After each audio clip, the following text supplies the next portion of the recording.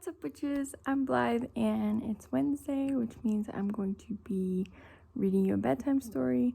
Tonight we are reading The Three Spinning Women by the Brothers Grimm. There once was a girl who was idle and would not spin, and let her mother say what she would, she could not bring her to it.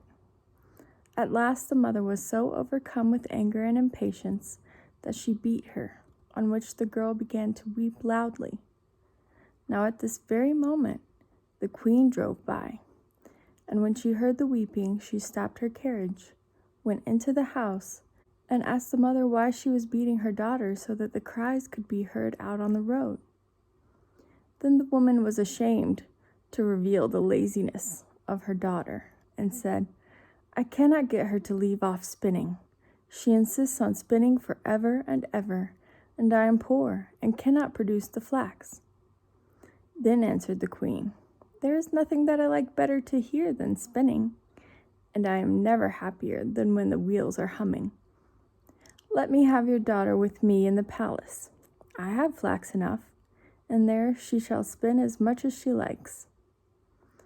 The mother was heartily satisfied with this, and the queen took the girl with her.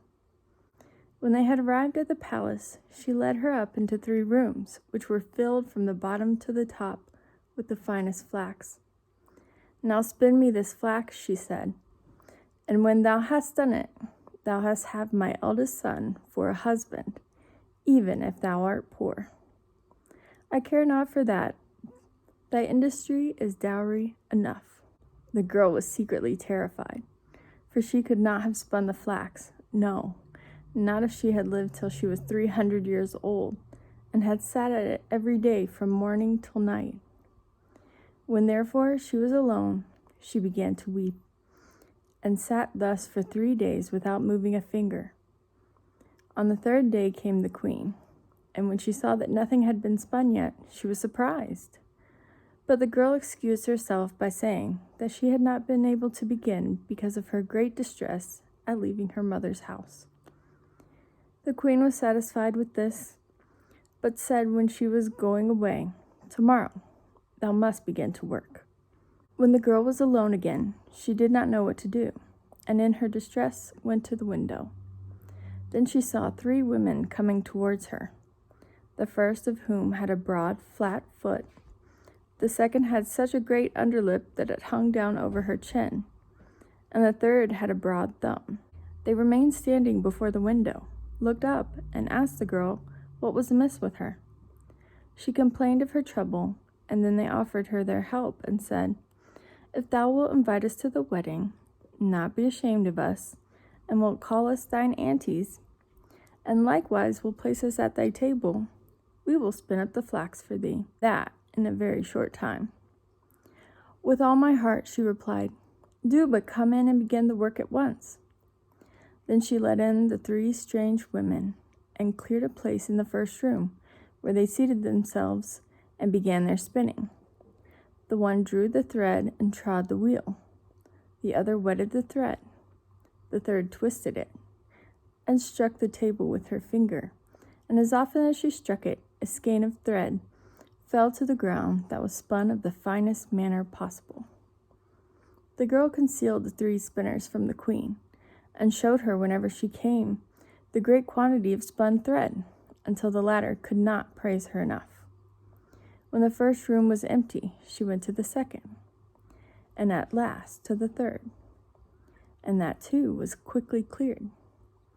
Then the 3 women took leave, and said to the girl, "Do not forget what thou hast promised us. It will make thy fortune." When the maiden showed the queen the empty rooms and the great heap of yarn, she gave orders for the wedding, and the bridegroom rejoiced that he was to have such a clever and industrious wife, and praised her mightily. "I have 3 aunts," said the girl, "and they have been very kind to me. I should not like to forget them in my good fortune. Allow me to invite them to the wedding, and let them sit with us at the table." The queen and the bridegroom said, "Why should we not allow that?" Therefore, when the feast began, the 3 women entered in strange apparel, and the bride said, "Welcome, dear aunts. "Ah," said the bridegroom, "how come thou hast these odious friends?" Thereupon he went to the one with the broad flat foot, and said, "How do you come by such a broad foot?" "By treading," she answered, "by treading." Then the bridegroom went to the second, and said, "How do you come by your falling lip?" "By licking," she answered, "by licking." Then he asked the third, "How do you come by your broad thumb?" "By twisting the thread," she answered, "by twisting the thread." On this, the king's son was alarmed and said, "Neither now nor ever shall my beautiful bride touch a spinning wheel." And thus she got rid of the hateful flax spinning.